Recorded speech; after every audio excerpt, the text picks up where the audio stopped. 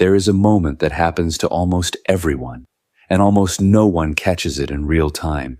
A colleague they have always supported starts scheduling around them less. A friend who used to call every week now calls once a month. A manager who once sought their input stops asking.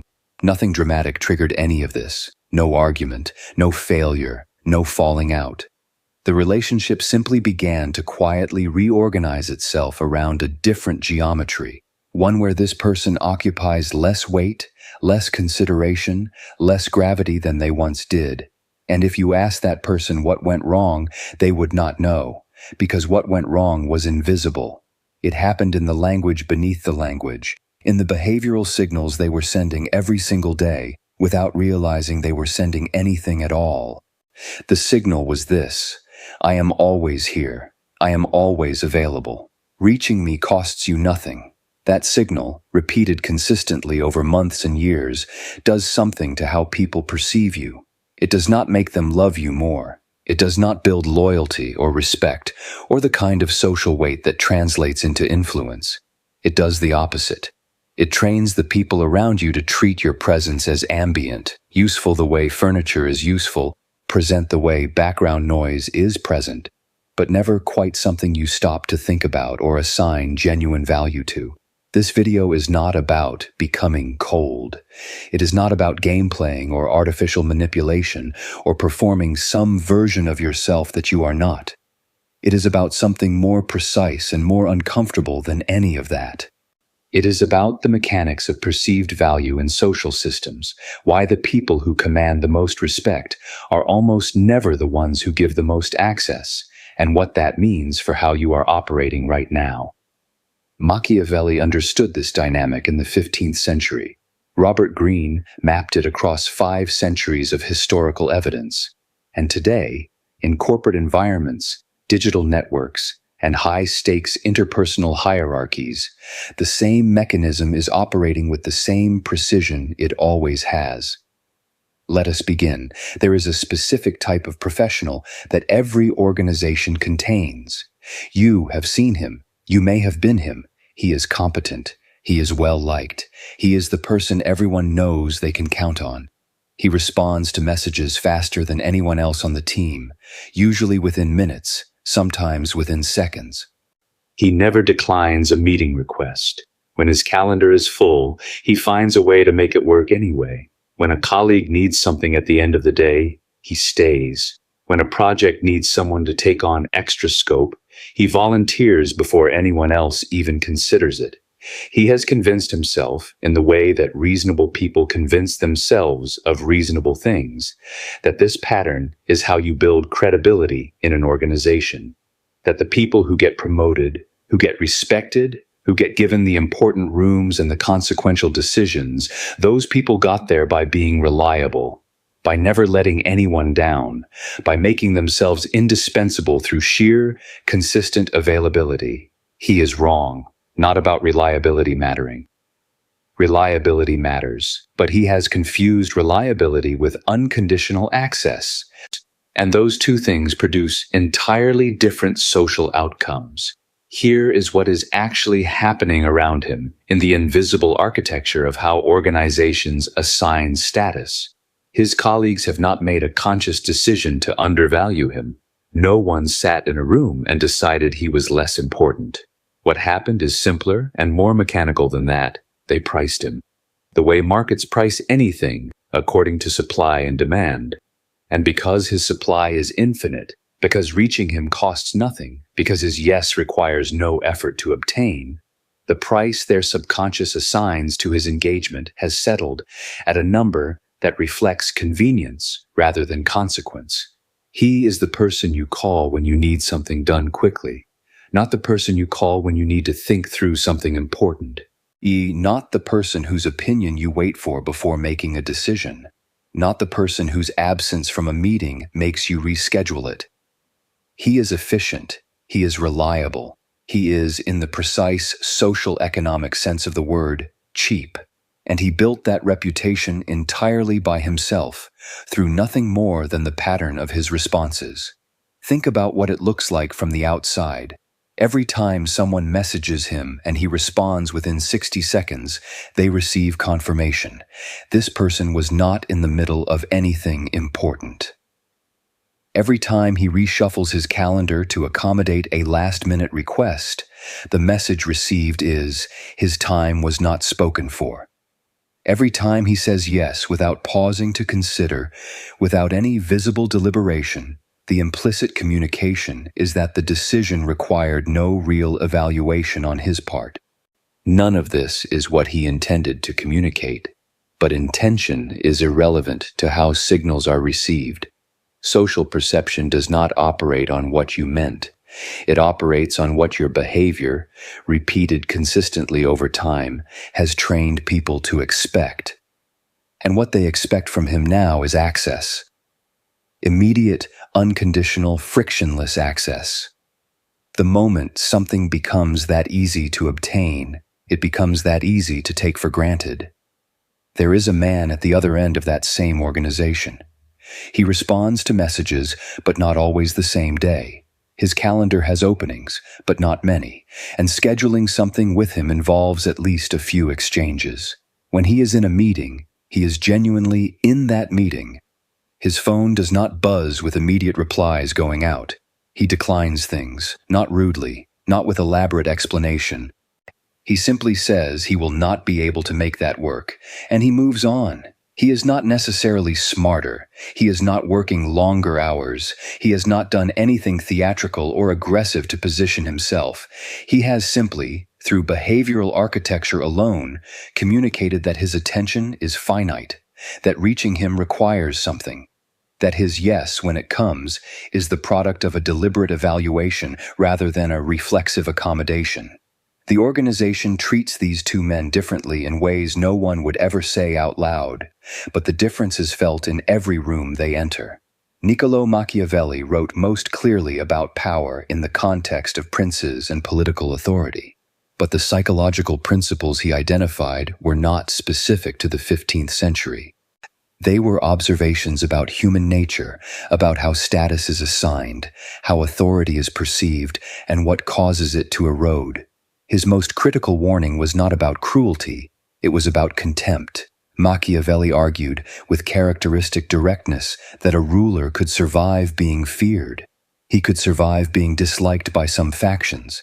He could survive setbacks, reversals, even military defeats, as long as he retained something more fundamental, the perception that he was a person of weight, a person whose decisions were deliberate, a person who could not be read too easily, managed too simply, or accessed too freely. What a ruler could not survive was being seen as contemptible, weak, predictable, without genuine independent authority over his own domain, and the behaviors that generated contempt, in Machiavelli's analysis, were precisely the behaviors that look, on the surface, like virtue, excessive accommodation, reflexive generosity, the inability to hold a position or resist a request, the constant visible effort to be liked by everyone. These behaviors, Machiavelli argued, do not produce love. They produce a specific kind of calculated disrespect, the disrespect that people extend towards someone they believe they can take from without cost. Robert Greene, mapping this dynamic across courts, creative industries, military hierarchies, and modern organizations, arrived at the same structural conclusion. The mechanism he identified, absence as a tool of value management, is not about cruelty or coldness. It is about the fundamental economics of attention. What is scarce is valued. What is abundant is discounted. And in social systems, your presence, your engagement and your attention are the currencies you are spending every day, whether you are conscious of that spending or not. Greene documented historical case after historical case of figures who lost influence not through catastrophic failure, but through gradual overexposure, through being too present, too eager, too willing to engage with everything and everyone. The result was always the same. Familiarity degraded the perception of authority. People stopped treating them as someone exceptional and started treating them as someone ordinary. And in hierarchical systems, ordinary people do not get the rooms that matter. The figure who maintained influence in Greene's reading of history was almost always the one who controlled the conditions of his own presence, who appeared when appearance served a purpose. Who withheld engagement selectively enough that each appearance carried the weight of an event rather than the invisibility of a routine. This is not a strategy of manipulation. It is a strategy of self-possession. The person who can choose not to respond is not performing power. They are exercising it.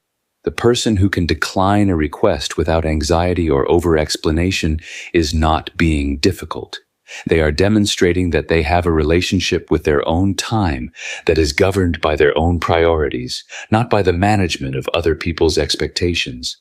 That relationship between a person and their own time, their own attention, their own access, is what status signals are actually communicating. Not wealth, not title, not aggression. The quiet, consistent demonstration that you have somewhere more important to be than wherever is being asked of you right now. In the modern professional environment, these dynamics have been made more visible and more consequential by the transparency of digital communication. Response time is now a social signal with real-time precision. Everyone in your professional network can observe, at the granular level of minutes and hours, how quickly you return messages, how consistently you are active, whether you are always reachable or selectively so. This data is being processed constantly, below the level of conscious thought, and it is continuously updating the subconscious model each person in your network holds of your social position. Consider two people entering a salary negotiation. The first has spent the past 18 months being the most responsive person on his team. Every Slack message answered within minutes. Every email returned the same day, usually within the hour. Every request accommodated. His manager has never once had to wonder whether something would get done, because it always does, immediately, without pushback, without negotiation. His manager walks into that salary conversation with a subconscious model fully intact. This person needs very little to stay. His threshold for discomfort is low. He accommodates by default. He is not going to create difficulty. The second person has been operating differently, not dramatically. He responds, but not always the same day. He takes on important work, but has said no to things that were not important work. He is reliable in the ways that matter, but has never created the impression that his reliability was unconditional.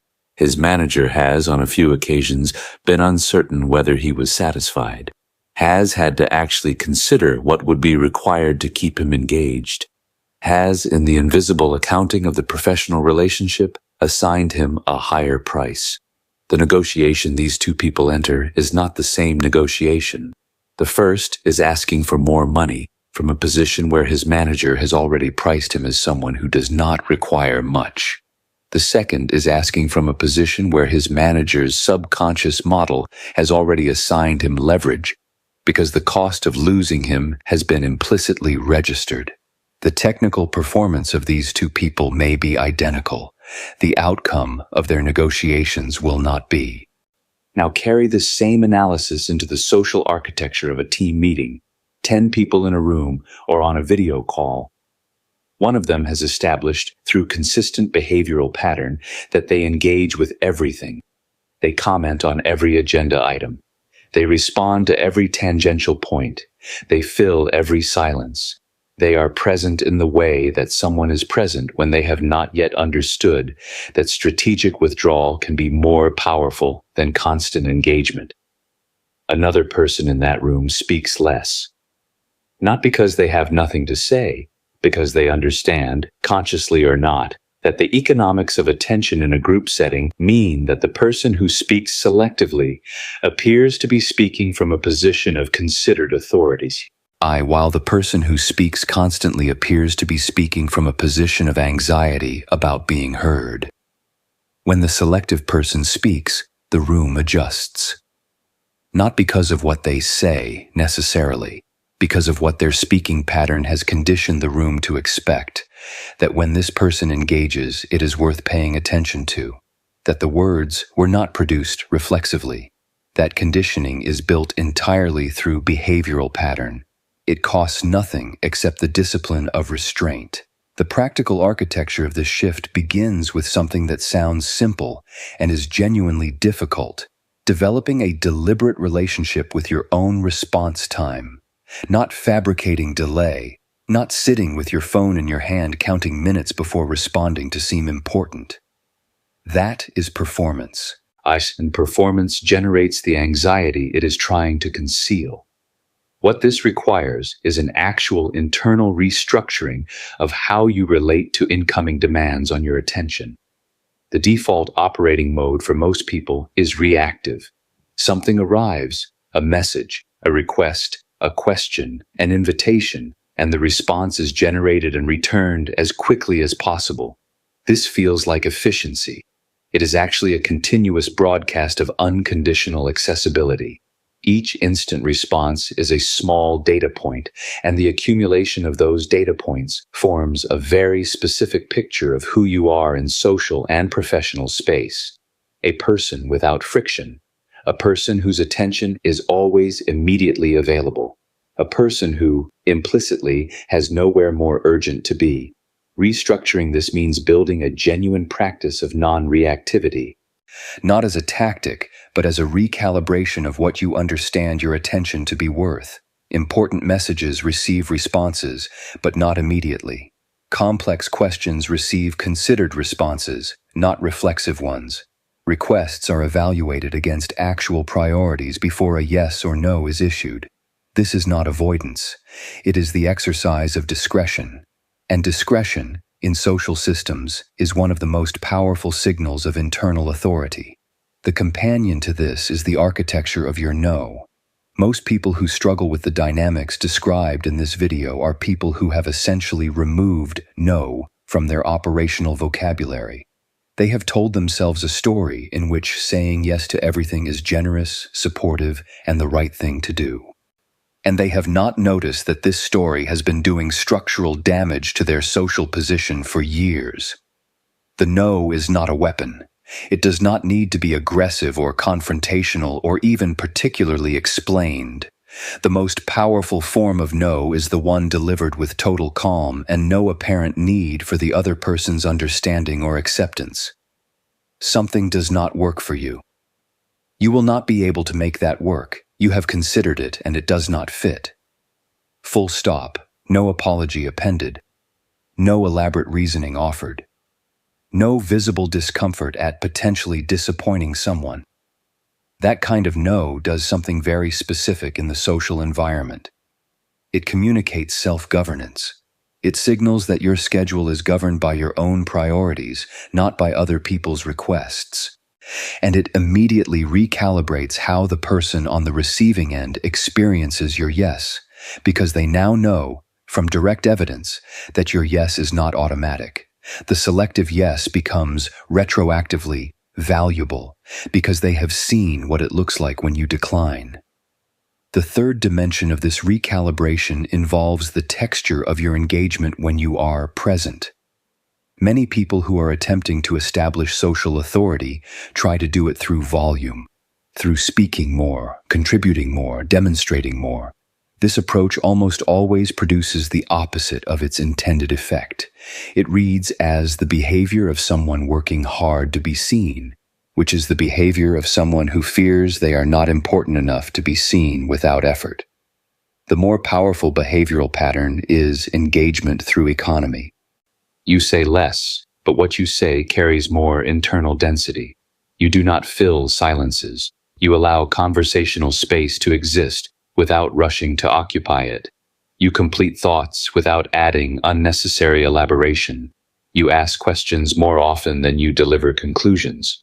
And when you do deliver a conclusion, it lands in a room that has been conditioned through your consistent behavioral pattern to receive it as something worth hearing. Economy of expression is one of the most consistent markers of genuinely high-status communication. The person who speaks the most in a room is almost never the person who runs the room. The person who speaks with deliberate economy and who allows others to reach toward them for more has created a gravitational field rather than a broadcast channel. The fourth principle concerns the social visibility of your world outside the immediate relationship. One of the most powerful status signals a person can send is not anything they say directly.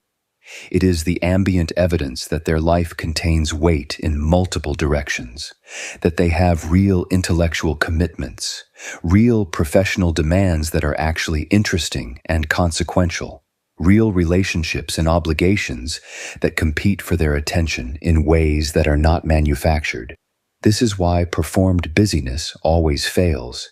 People with genuine social intelligence can detect the difference between a person who is actually operating at a level where their time is finite and a person who is staging finitude as a power move.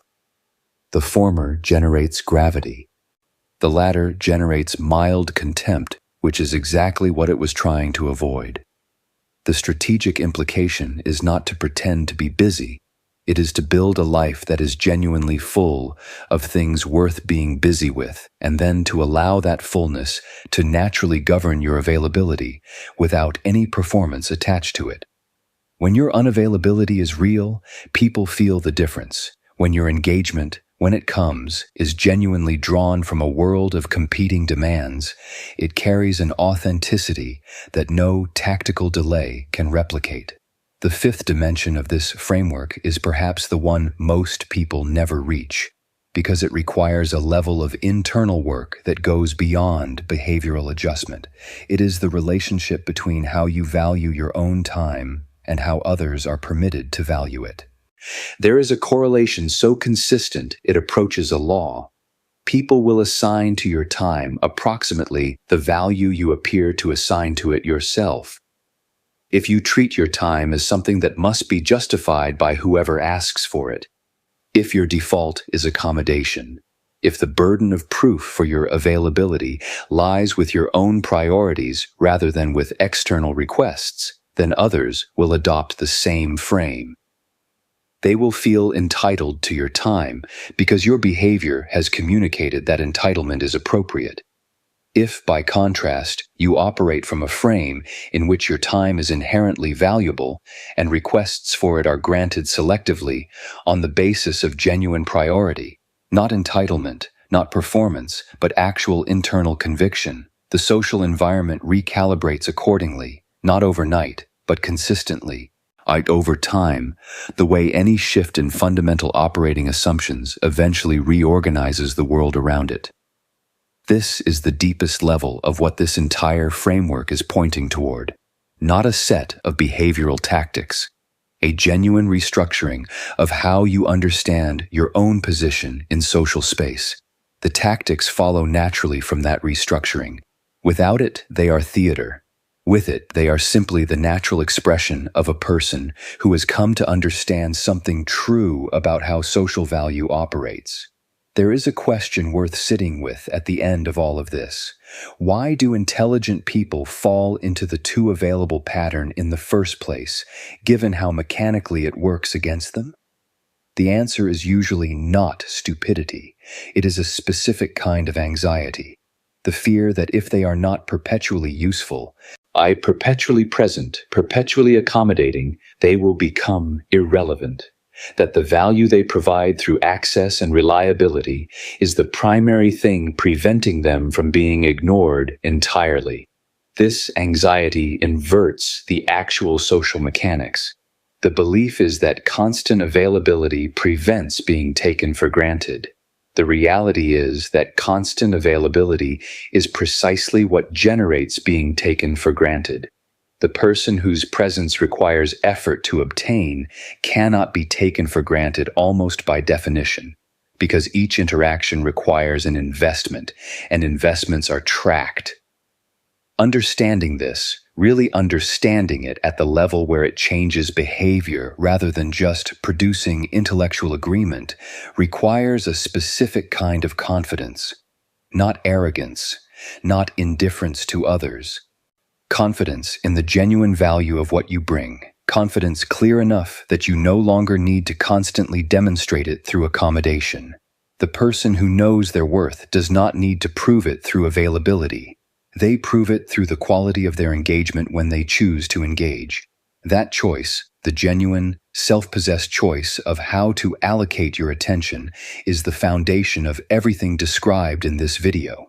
Not tactics, not performance, not artificial scarcity. A person who has genuinely come to understand the value of what they bring and who governs their access accordingly. That is the shift. Everything else is just its expression. You were not designed to be someone's standing offer. You were designed to be someone's best decision.